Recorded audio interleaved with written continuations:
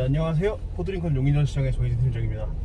자, 오늘 타볼 차량은 제가 저번에 말씀드렸던 익스플로러 2.3 리미티드 모델입니다.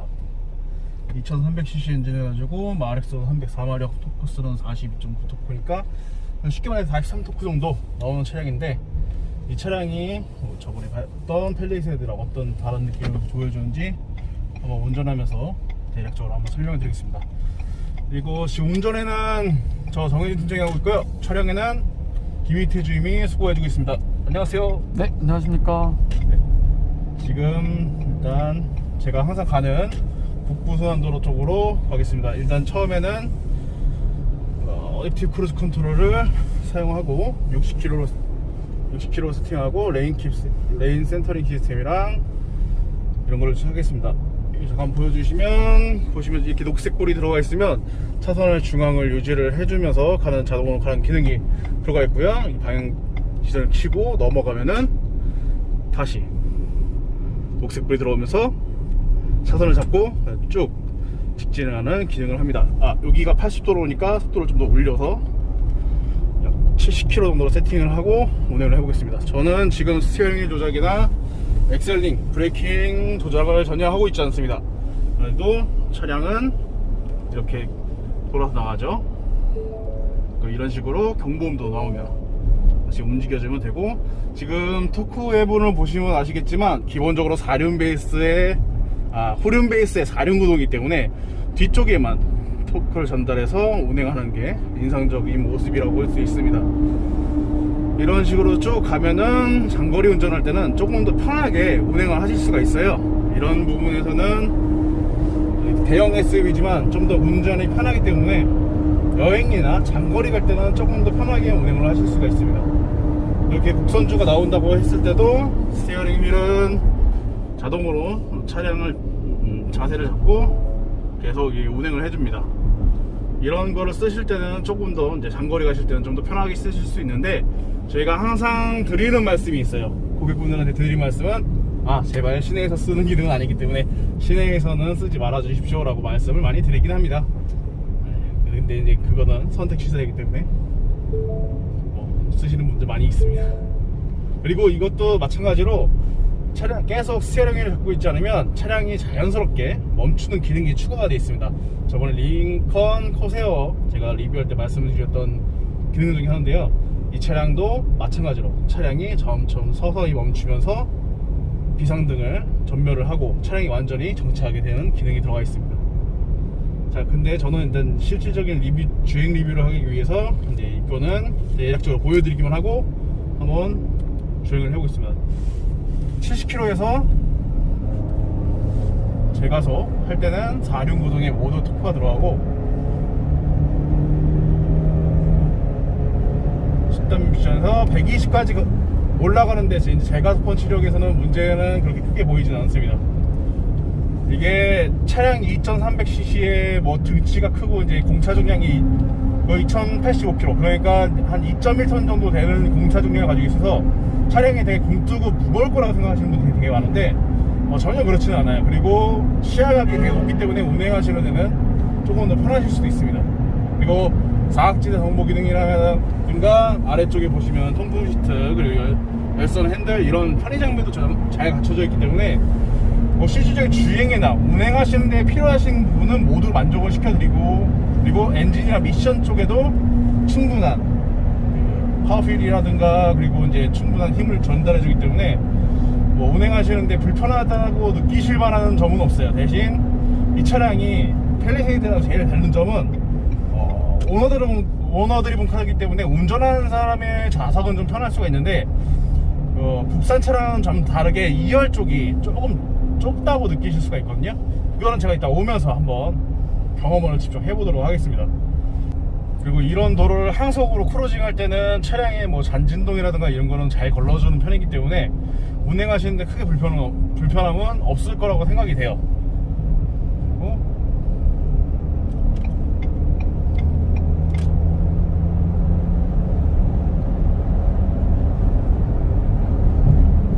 풍절음이 시작되는 부분은 아무래도 이 차가 좀 크기 때문에 한 120 정도 되면은 풍절음이 좀 커질 수밖에 없는 구조를 가지고 있네요. 이게 이만한 사이즈 차량이 움직이면서 뭐 풍절음이 전혀 안 납니다 라고 하는 거는 솔직히 말씀드려서 거짓말입니다. 그 정도가 되려 그러면 진짜 억대 차량들, 아주 방음이 짱짱한 차량들이 뭐 그렇게 될 수 있는데, 뭐 저희 거는 가격대가 6천만원, 할인 프로모션 하면 6천만원이 좀 안 되기 때문에 그 정도까지 방음을 기대하시는 건 조금 힘드실 것 같긴 합니다. 모드는 여기서 잠시 드라이브 모드는 스포츠 모드로 바꾸고 한번 제가속을 한번 해보도록 하겠습니다. 자, 여기 제로에서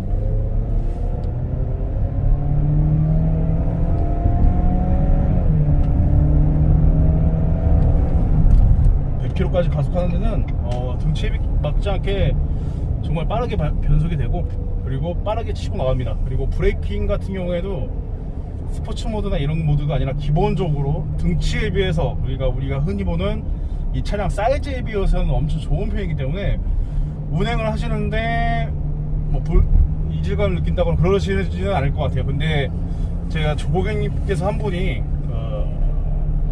이 차가 한 120km 넘어가는 구간에서 브레이킹 이질감이 좀 있다 라고 하시는 분이 있는데, 실속 부분에서는 제가 지금 운행해본 결과 이질감은 별로 크게 느끼진 못했고요. 지금 연식이 변경되면서 차량의 세팅이 좀 변경되면서 약간 그런 것도 약간 개선하지 않았나 하는 생각이 들긴 합니다. 근데 기본적으로 이 차가 항상 좋은 것만 있는 거 아니죠. 아무래도 사이즈가 좀 크기 때문에 이제 처음 운행하시는 분들은 도로 폭이 딱 붙는다는 느낌을 많이 받으시긴 합니다. 그리고 주차할 때도 약간 불편하실 수는 있어요. 그러나 그거 외에 기본적인 항목 중에서 우리가 흔히 말하는 고속코너 영역을 감아 나간다 하면은 스티어링 휠을 그냥 타각을 주고 엑셀링을 하고 있어도 알아서 속도는 천천히 증가하면서 잘 돌아 나가주기 때문에 뭐 차량에 운행하실 때 힘들다거나 하는 부분은 없을 것 같습니다. 일단은 이게 시야각이 높기 때문에 운행하기가 편하다는 게 제일 주된 단점일 것 같아요. 그리고 이런 충돌 대비 보조 이런 것도 충분히 들어가 있고요. 일부러 브레이킹을 좀 늦게 해봤더니 바로 이 보조가 울리게 됩니다. 이런 거는 그래도 좀 신경을 잘 써놓지 않았나 하는 생각이 있어요. 그리고 다같이 모드는 노멀로 바꿔놓고, 자, 여기서 잠깐 운전자를 교체해서 제가 뒷자리에 한번 타보고 소감을 말씀드려 보도록 하겠습니다. 자, 저는 지금 뒷자리에 앉아서 한번 승차감 비교를 해보려고 앉아있는데요. 차량의 폭 사이즈는 넓고 아래쪽으로도 발이 들어갈 정도로 공간은 많이 남습니다. 지금 운행은 김희태 주임이 해주고 있고요. 그리고 옆쪽으로 보시면 선쉐이드가 이렇게 장착이 되어 있기 때문에 기본적으로 틴티드 글라스에 선쉐이드가 장착되기 때문에 햇빛이나 이런 거 가리는 건 충분히 도움이 되고, 그리고 에어벤트 같은 경우에는 이제 위쪽에 준비되어 있습니다. 시트는 솔직히 말씀드리면 이제 성인이 편하게 앉기에는 좀 작은 사이즈예요. 이 차량 세팅 자체가 아동용으로 세팅이 되어 있기 때문에 조금 이렇게 편하게 가기 좀 힘들다고 생각하고, 그리고 가운데 보시면 콘솔이 있는데 이렇게 팔 거리 하시는 것보다 아예 때 시트를 이렇게 접어서 가시는 것도 추천을 드립니다. 그리고 제가 저번에 말씀드린 펠리세이드하고 제일 큰 차이점을 보면은 이 차가 멀미가 좀 덜 난다 라는 게 가장 큰 차이점이라고 보시면 될 것 같습니다. 지금 해서 하면은 그냥 앞뒤 간격은 되게 넓고 3열도 지금 이렇게 펴서 사람이 앉을 수 있게, 어른이 앉기는 좀 힘들고 이제 아동이 앉을 수 있게끔 세팅이 되어 있고요.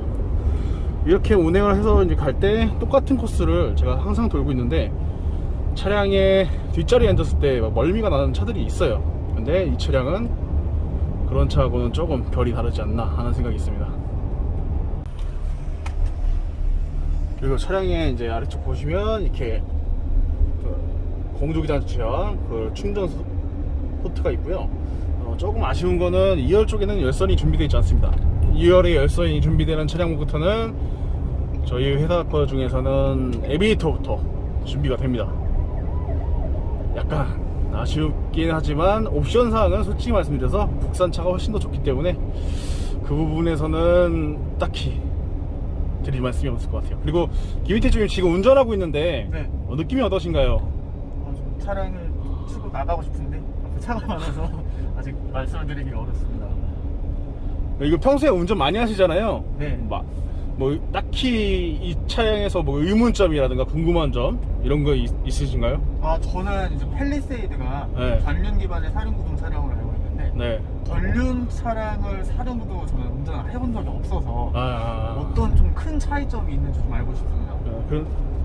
아무래도 전륜 베이스의 사륜구동이라고 하면은 뒤에 공간이라든가 이런 거에선 많이 그 이득을 볼 수가 있는데 항속 주행할 때 이제 앞에서 끌고 갈 때 느낌과 뒤에서 이제 밀어줄 때의 느낌은 조금 많이 그 1열 승차자 말고 2열, 3열 승차자들은 많이 느낄 수밖에 없어요. 그래서 고급차들은 보통 보면은 뒤에서 밀어주는 차들이 많잖아요. 이제 후륜 베이스의 차량들이 많잖아요. 우리가 흔히 말하는 벤츠 S클래스도 후륜 베이스에 이제 뭐 포매틱 4륜구동을 선택하든가 이런 걸 할 수가 있는데, 그런 면에서는 이제 이 세팅을 바꾼 이유는 뒷자리 사람들이 좀 더 편하게, 그리고 조금 더 전 세대보다 나은 승차감을 제공하기 위해서 이런 거를 만들었다고 보시면 되고, 그리고 험로 주파 능력이라든가 이런 것도 후륜 베이스의 4륜구동이 조금 더 낫다고 말씀하시는 분들이 많아요. 왜냐면 토크 100%를 뒤쪽으로 보낼 수가 있으니까. 이런 면에서는 조금 더 낫다고 생각하시면 편할 것 같아요. 감사합니다. 네. 그리고 운행하시는데 뭐 이게 차량이 지금 이제 김희태 주인 같은 경우에는 입사한 지 이제 8개월, 9개월 정도 됐잖아요.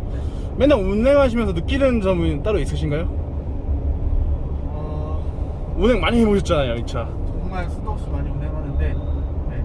그냥 저는 제가 느끼기에는 정말 차량이 커가지고 실용성에 있어서도 매우 우수하고, 고객님께서도 가장 많이 찾아주시는 차기 때문에 왜인지는 저는 알 것 같습니다. 항상 많이 타고 있기 때문에. 네, 그렇습니다. 저도 그냥 말씀을 드리면 이 차량을 그냥 보기만 하고 뭐 좋다고 막연하게 생각하신 게 아니라 실질적으로 끌어보시고 시승해보시고 그 다음에 생각해보시는 건 어떠신지 라는 질문을 던지기 위해서 이 동영상을 촬영하고 있거든요.